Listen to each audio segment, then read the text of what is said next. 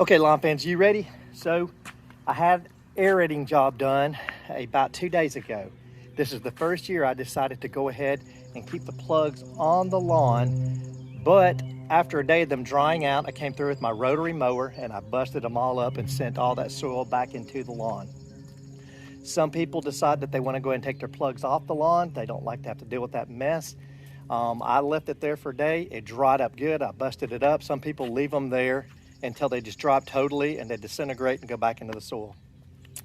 Now, what you want to do, the guy that came and did my aerating job told me that there are some dry conditions in this area, and he went to do several jobs and he could not make any type of impact on the lawn because the ground was so dry and hard. So what you want to do is for a week or two before your aerating project, you want to go ahead and start watering your lawn. It should be actively growing right now, or when you do your aerating. Don't do it when it's dormant, but when it's actively growing. But for a week or so before, you put about a ½ inch of water out on the lawn 2 to 3 times a week, and that'll help the moisture get down into the soil and make the aerating process a whole lot easier for you. Now, what I did before I had the aerating done is I came out and I put down some Green Max fertilizer to push growth. It's going to help the recovery process from a heavy machine being on here poking thousands of holes all over your lawn. So I went and I put that out on the lawn probably last week, I believe.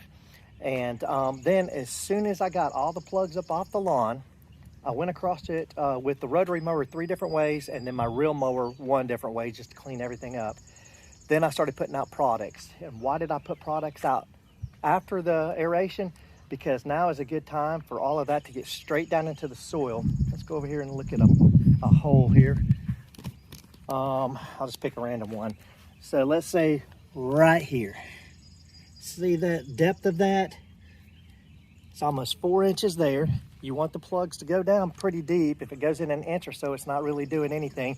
You're trying to break up the tension on the surface of the soil, and you're also at the same time allowing these holes where you can put nutrients down into it, and that way it'll reach the roots and the soil quicker.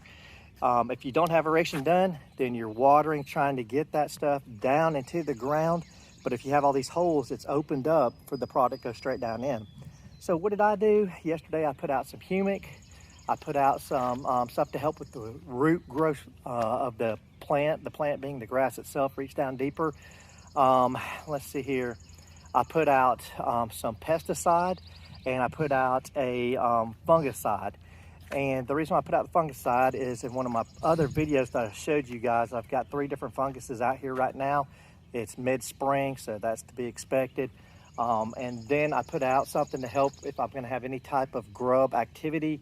It's a preventative measure to kill that off before I have any issue that attacks the yard. So I put those out afterwards and I watered it in. It's a good idea to water that in so you can get it down into the root system, like I said, or down into the soil. Now, here's a point of contention with a lot of people as far as should I put out another pre-emergent application. And I've looked at this from both sides of the argument.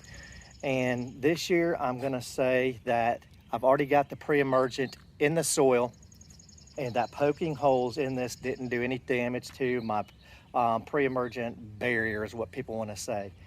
It's actually in the soil itself, and by me busting those thousands of plugs back up and putting it back into the soil, then it just put that pre-emergent back into the soil, and I watered it in, so I lost nothing. Now, some people will tell you that there's a barrier that goes across the surface of the lawn, and that by you aerating that you've broken that barrier, and now it's going to be more susceptible for weeds to grow and come back up in. I'm not disputing that theory, but I'm trying my own thing this round, and I'll find out myself. If I come up with tons of weeds in my yard, then I'll know, hey, look, I should have put the pre-emergent down after I did this aeration project. So my next steps are going to be to do a leveling project this weekend. And the reason why I'll do that after the aeration is because I've got all these holes that are opened up now. When I go to do the leveling project, that sand will fill in those holes, and then that's going to help with the surface tension and compaction and things like that. But more than anything, I want to get a slick, even, level yard. And it may look like that in some of these videos or pictures, but it's not completely level. Nobody's yard is completely level. But there are areas that I've identified that I would like to fix, and then I would just like to get a good top dressing on the entire yard. I am not going to use a mixture of soil and sand this time. I'm just going to go straight mason sand and see how that turns out here. So that's pretty much it, just walking you through an aeration project. I'll throw a few pictures up here that show how the plugs looked in my yard, how big they were, and what was done to it, the machine that you did it, just so you guys got something to lay your eyes on. It gives you an idea. Not going to show you guys any type of leveling project because there are thousands of videos out there on YouTube right now to show you all that. So other than that, hope you guys have a great day. Bermuda Brian, out.